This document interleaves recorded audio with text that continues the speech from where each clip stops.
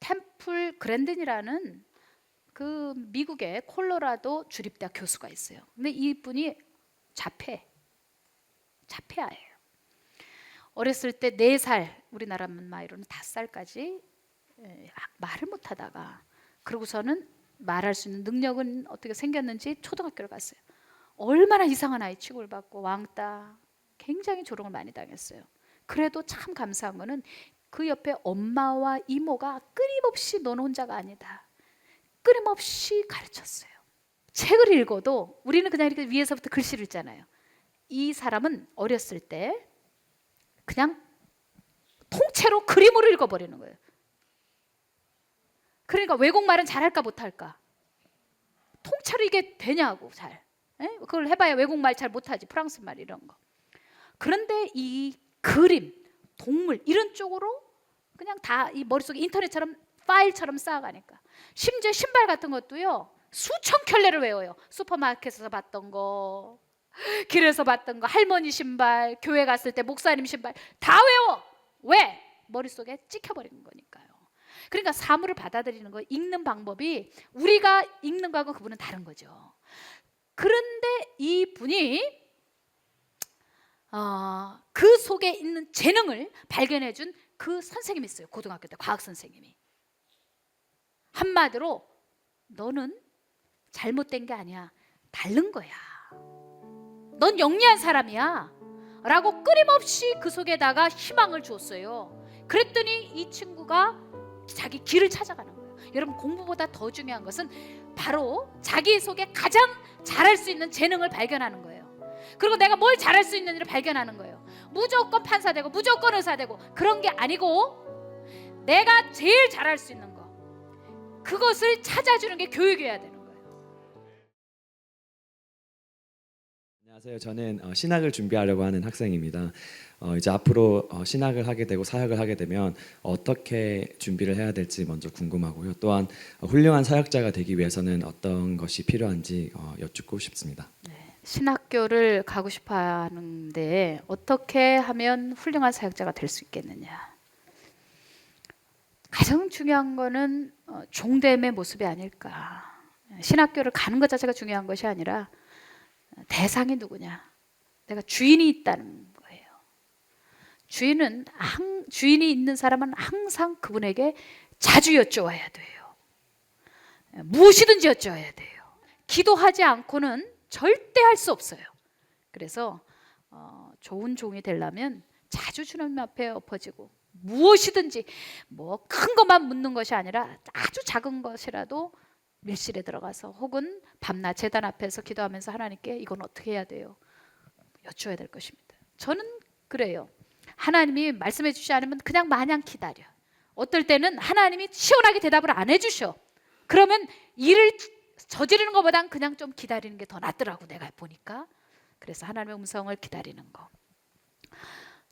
폴 워셔 목사님이라고 미국의 아주 그 복음주의적인 젊은 목사님 있어요. 남침내교단 목사님인 것 같은데, 그 목사님이 한국에 와서 큰 집회를 이번에 하기로 돼 있었다고 해요.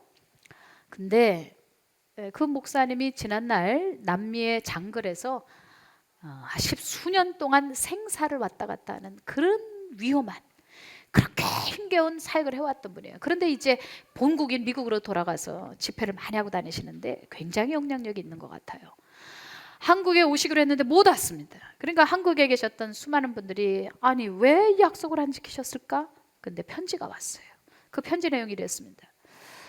아내가 너무 아픈데 아마 선교하면서 몸이 상한 것 같아요. 근데 평상시에 원래 그런 분이 아닌데, 여보 이번엔 좀 나하고 같이 있어줬으면 좋겠어요. 내가 꼼짝 못할 것 같아. 그랬더니 이제 목사님이 하나님 앞에 가서 기도했죠.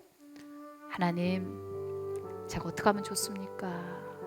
아내의 말도 좋고 또 혹은 뭐 갈까 말까 이렇게 할 수도 있겠지만, 제일 중요한 건 하나님에게 여쭈는 거예요. 그게 종이 되는 거예요. 그게 훌륭한 종이에요. 아시겠죠?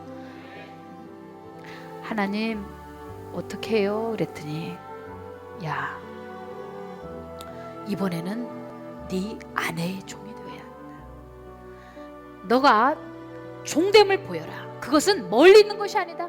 가장 가까운 사람에게 종됨 믿음을 보여야 한다. 이번에 그것이 바로 종됩니다. 여러분들 이런 모습이에요. 어느 경우에도 하나님께 여쭙는 모습이 될 것 같고, 그 다음에 두 번째로 중요한 것이 에베소서 5장에 나온 말씀일 것 같아요. 제가 그 말씀을 아주 좋아하는데 5장 9절에 빛의 열매는 착함과 의로움과 진실함에 있느니라 그랬어요. 그런데 5장 11절에 가가지고는 어둠의 일에 참여하지 말라 그랬었어요. 혹시 이렇게 머리가 지금 돌아가는 사람들은 거기 수수께끼가 있는 걸 알 거예요. 빛은 열매고 어둠은 일이야. 오, 수준 있네. 빠름. 어둠은 일이에요. 성령은 열매예요. 여기 뭐가 있다 말이지. 분명히 맞아요. 하나님과 관계에서 오는 거는 열매고, 하나님과 관계 속에서 오는 것이 아니면 그건 다 일이라니까요. 여러분들, 제가 훌륭한 목사님들 많이 만났는데 아주 그 장수하면서 아름답게 쓰임받는 목사님들 보니까 하나님 얘기만 해. 없으면 금식이야. 금식하다 죽으면 순교야. 우리가 잘 이거 집중해야 돼요. 빛의 열매는 착함이야. 목회자가 되려면 일단 착해야 돼. 목사는 남을 위해서 살아갈 준비가 된 사람이 가는 거예요. 뭐 금식 좀 했다고, 뭐 남다른 특별한 은사가 좀 있다고 그래가지고 내가 목사가 되리라. 왜 그렇게 목사 안수를 못 받아서 난리지 모르겠어. 나는 목사 안수 받을 때 토꼈잖아. 왜? 너무 겁이 나더라. 그리고 내가 아직 준비가 안 된 것 같았어. 다른 사람을 위해서 살아갈 준비가 됐나? 오리를 가져가면 심리를 가질 수 있나? 겉옷을 달라면 속옷을 줄 준비가 되어 있나? 바로 이런 그 착한 모습이 있어야 된다고 생각합니다. 여러분, 목사님은 일단 착해야 돼요. 그 다음에 두 번째로는 의로워야 돼. 의롭다는 것은 뭐 털고 닦고 난 너하고 달라 뭐 이런 게 아니라 그 회개한 세리처럼 내가 너무 죄가 깊었습니다. 주님, 저는 어떻게 해요? 고개를 들지 못하고 그러면서 자기의 지난 과오를 생각했을 때 그렇게 상한 마음으로 애통해하면서 예수 십자가를 붙들고 있는 그것이 의로운 것이 아니겠어요? 그 다음에 세 번째로 진실한 건 뭐겠어요? 이중성, 네? 거짓, 이런 거 안 되죠. 그래서 목회자가 약해서 넘어질 수는 있지만 의도적으로 거짓말을 했다. 누가 하지도 않은 말인데 의도적으로 저 사람 저런 말 했거든요. 보지도 않았으면서 내가 봤거든요. 그런 얘기하는 것은 그건 목회자로서 빛의 열매라고도 할 수도 없고, 그런 사람들은 아예 신학교를 가지 말아야 된다고 생각해요. 그런 전도사님은 기쁨이 없을 것 같아. 왜? 그런 예배를 통해서 하나님이 기쁨을 주실까? 예배가 정말 하나님을 기쁘시게 하면 그 보상이 있어요. 어떤 기쁨인지 알아요? 조이! 기쁨! 그런 기쁨이 있다니까. 그런 기쁨이 우리에게 있단 말이에요. 그런데 도대체 그런 예배를 드려서 연출되어진, 너무 각본에 짜여진, 그렇다고 해서 형식을 외면하는 게 아니에요. 너무 그 인본주의적인 예배를 드릴 때 그 무슨 기쁨이 있을까 하는 생각이 들어요. 저는 신학생 때 자꾸 이렇게 월급을 따라, 월급이라면 좀 미안하다, 사례를 따라서 이 교회 저 교회 떠도는 그런 전도사들을 보아요. 그러면 참 그건 아니다고 생각이 들어요. 벌써 이렇게 돈 맛을 알기 시작하면 앞으로 목회할 때 어쩌려고? 돈, 이성, 이 맛 들이면 주의 종은 끝나지는 거 아닙니까? 그런데 이걸 알아야 돼. 피어슨이라는 분이 이런 이야기를 했어요. 최고가 되고 싶으면 최저부터 시작하라. 다 같이 시작. 밑바닥부터 시작하는 거예요. 신학교 때는 충성을 배우는 거예요. 그 어느 유명한 외국 계열 회사에서 회장님이 청소하는 사람을 그 회장으로 앉혔대요. 아들도 아니고 딴 사람도 아니고. 그러니까 주변에서 난리가 났죠. 인사위원회에서. 아니 왜 저 쓰레기 청소하는 사람을 회장님으로 앉히면 되겠습니까? 박사가 없습니까? 그랬더니 그 회장님이 그러셨다지. 박사는 돈으로 사오면 돼. 충성은 돈으로 못 산다 그랬습니다. 우리가 충성의 면류관을 위해서 쫓아가는 것이 주의 종이 아닙니까?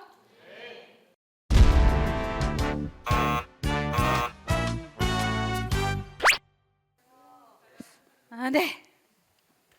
예, 안녕하세요. 저는 개인적으로 제 마음에 자꾸 재능이 없다는 생각이 들어요. 다른 사람들을 보면 정말 많은 재능이 있는 것 같은데 제가 자꾸 이런 마음이 들어서 어떻게 하면 이런 마음에서 나올 수 있을지 목사님께 여쭤보고 싶어요. 사람은 타고날 때 자기 먹고 살 건 다 타고난다고 그랬는데 또 구르는 재능이라도 있다고 했는데 저 그거 성경적인 것 같아요. 하나님은 우리를 불충분한 존재로 만들지 않으셨어요. 하나님이 충분하신 존재이기 때문에 우리를 만드실 때 충분한 존재로 충분한 계획을 갖고 이 땅에 보내셨기 때문에 저는 뭐 나는 필요 없어요. 뭐 저 사람은 대단한데 나는 왜 이래요? 저 사람은 재능인데 나는 왜 이렇게 찌질해요? 그렇게 말하는 것은 합당하지 않다고 생각합니다.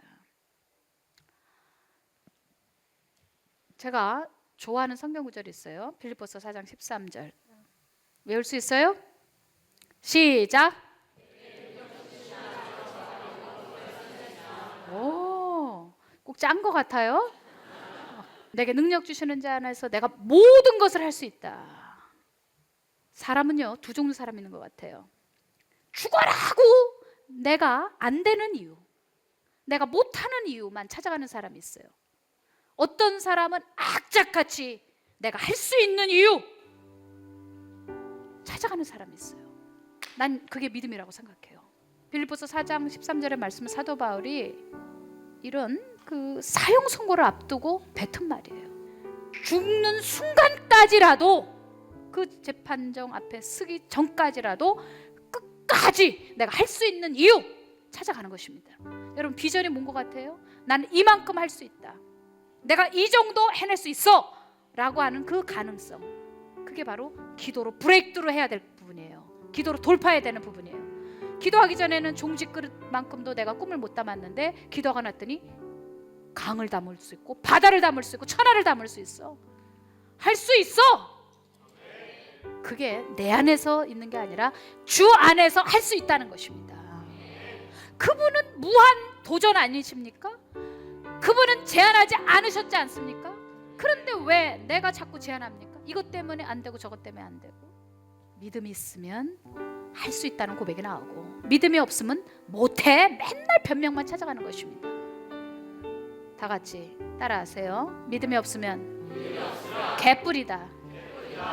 목사님 이렇게 험한 말을? 아무것도 안 된다는 뜻이에요. 아무것도 결과가 없다는 뜻이에요. 할 수 없다 할 수 없다 그러니 그렇게 내가 설정해놨는데 할 수 있는 게 있겠어? 그리고 할 수 없는 이유만 맨날 만들면서 변명만 하는데 그렇게 자기가 제안을 하고 있는데 밖에서 제안하는 게 아니야. 사실은 자기 마음에서 이미 제안을 해버린 거예요. 그러니 뭔가 되는 게 있어? 그러니까 개뿔이지. 아무것도 없다는 뜻입니다. 욕이 아니에요. 여러분들 템플 그랜든이라는 그 미국의 콜로라도 주립대학 교수가 있어요. 근데 이분이 자폐아예요. 어렸을 때 4살, 우리나라 나이로는 5살까지 말을 못하다가 그러고서는 말할 수 있는 능력은 어떻게 생겼는지 초등학교를 갔어요. 얼마나 이상한 아이 취급을 받고 왕따, 굉장히 조롱을 많이 당했어요. 그래도 참 감사한 거는 그 옆에 엄마와 이모가 끊임없이 너는 혼자가 아니다, 끊임없이 가르쳤어요. 책을 읽어도 우리는 그냥 이렇게 위에서부터 글씨를 읽잖아요. 이 사람은 어렸을 때 그냥 통째로 그림으로 읽어버리는 거예요. 그러니까 외국말은 잘할까 못할까? 통째로 이게 되냐고. 잘 그걸 해봐야 외국말 잘 못하지, 프랑스말 이런 거. 그런데 이 그림, 동물 이런 쪽으로 그냥 다 이 머릿속에 인터넷처럼 파일처럼 쌓아가니까. 심지어 신발 같은 것도요 수천 켤레를 외워요. 슈퍼마켓에서 봤던 거, 길에서 봤던 거, 할머니 신발, 교회 갔을 때 목사님 신발 다 외워. 왜? 머릿속에 찍혀버리는 거니까요. 그러니까 사물을 받아들이는 거, 읽는 방법이 우리가 읽는 거하고 그분은 다른 거죠. 그런데 이분이 그 속에 있는 재능을 발견해준 그 선생님이 있어요. 고등학교 때 과학 선생님이. 한마디로 너는 잘못된 게 아니야, 다른 거야, 넌 영리한 사람이야 라고 끊임없이 그 속에다가 희망을 주었어요. 그랬더니 이 친구가 자기 길을 찾아가는 거예요. 여러분, 공부보다 더 중요한 것은 바로 자기 속에 가장 잘할 수 있는 재능을 발견하는 거예요. 그리고 내가 뭘 잘할 수 있는지를 발견하는 거예요. 무조건 판사 되고 무조건 의사 되고 그런 게 아니고 내가 제일 잘할 수 있는 거, 그것을 찾아주는 게 교육이어야 되는 거예요. 핀란드가 지금 전 세계에서 공교육 모범 국가 1위지 않습니까? 그런데 핀란드의 교육은 특이한 것이 경쟁은 경쟁을 부추긴다. 그렇기 때문에 그거보다 더 중요한 게 있다. 그 속에 있는 재능을 찾아주는 것이다. 아멘이요? 얼마나 기독교적이에요? 여러분 속에 있는 그 재능을 잘 길러주는 양육이 있어야 돼요. 근데 우리나라 교육이 솎아내는 거야. 길러내는, 널쳐, 양육하는 것이 아니라 위에 있는 몇 사람, 수학하고 영어 잘하면 똑똑한 사람이 그거 못하면 바보 취급받고, 그런 게 아니잖아요. 하나님은 우리 속에 충분한 이 사회의 구성원으로서 살아갈 수 있는 그런 아주 좋은 것들을 누구에게나 각자 다르지. 그러나 보는 것은 이게 더 커 보이고 이게 작아 보이지만, 아니요, 하나님에게는 더 크고 작은 것이 없어요. 그건 인간의 평가고 인간의 교육일 뿐이에요. 나는 교육이 거기서 시작이 돼야 된다고 생각해요. 하나님의 사랑을 받은 우리가 건강한 자아상, 밑그림을 가지고 공부할 수 있게. 아멘. 내가 제일 잘할 수 있는 것을 전공으로 할 수 있게. 뭐 남이 만들어 놓은 것에 춤추고 장단 맞춰서 거기에 울고 웃을 것이 아니라 부모도 교사도 그걸 발견해 주는. 아멘. 그러니까 하나님의 사랑을 받고, 그리고 거기서부터 교육이 진정이 풀어지는 거지. 하나님의 사랑을 잘 이해하지 못하고 그거를 받지 못한 상태에서 진정한 자아상 밑그림이 그려지겠어요? 그러니까 십자가를 이해 못하는 것은 난 진정한 교육은 될 수 없다. 그저 스펙을 쌓는 거지. 뭘 쌓고 그러나 그 스펙 쌓는 것하고 행복하고 관계가 있는 것은 아니에요. 진짜 하고 싶은 거, 진짜 내가 가지고 있는 재능, 그것을 발견해서 마음껏 내가 이 사회를 위해서, 이 국가를 위해서, 하나님 나라를 위해서 그것을 풀어갈 때, 비교하지 않을 때, 그리고 나는 내 자체로 충분하다. 나는 나이어야 한다. 아멘. 내가 남이 될 필요는 없는 거예요. 나는 나다. 그 길을 걸어갈 때, 찾아갈 때 정말 행복할 것 같아요. 다시 숨을 고르고 거치는 이 길을 달리기, 난 꿈꾸고 있어 나의 승리의 그날을.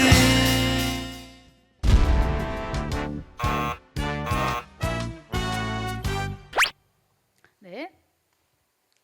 네, 군에서 김영민 목사님 청년 독수리의 열을 시청하고 있는 애청자입니다.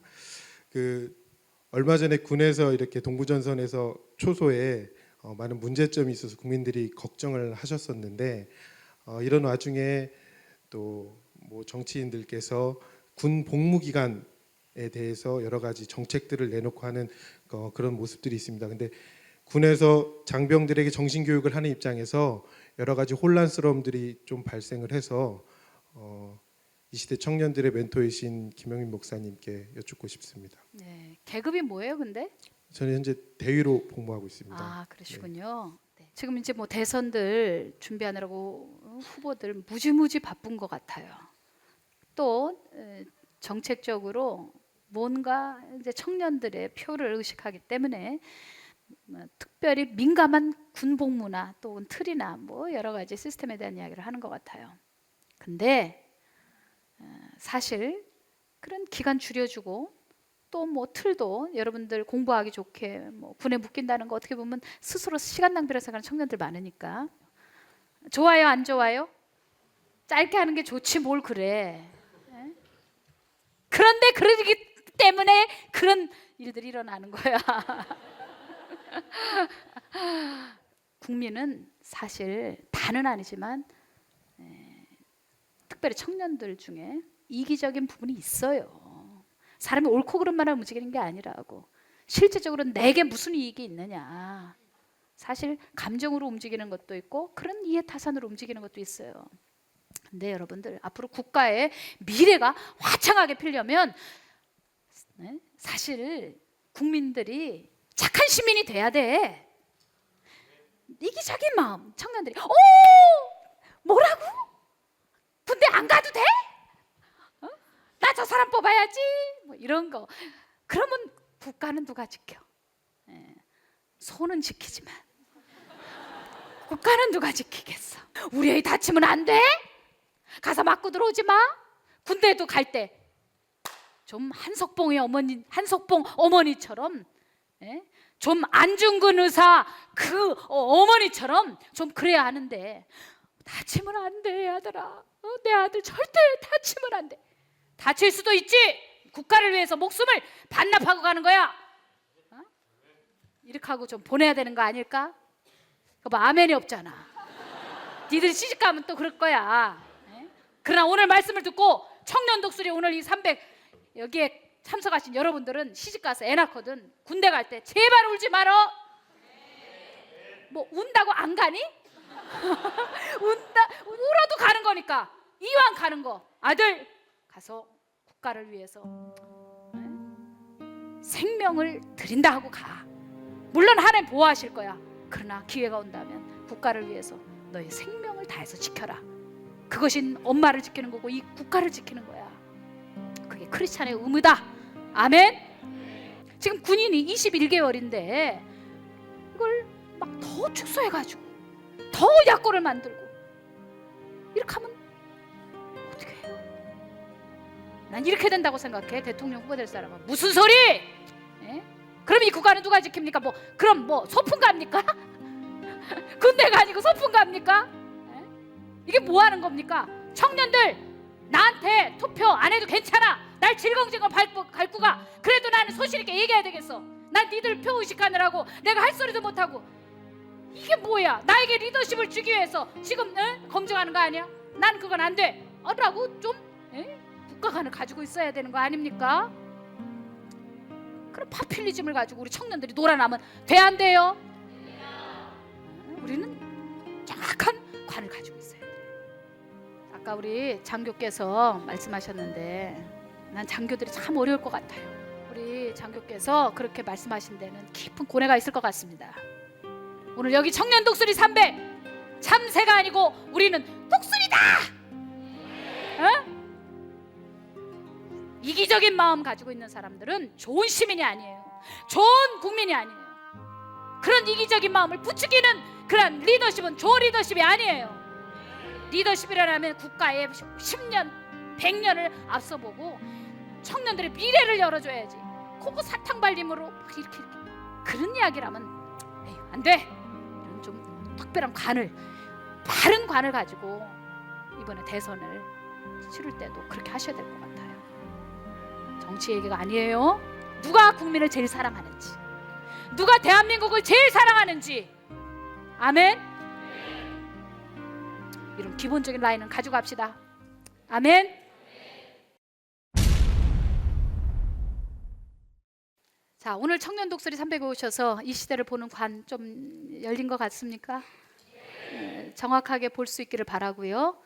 또 무엇보다도 어디 있거나 여러분들이 예배 정신 가지고 있으면 좋겠습니다.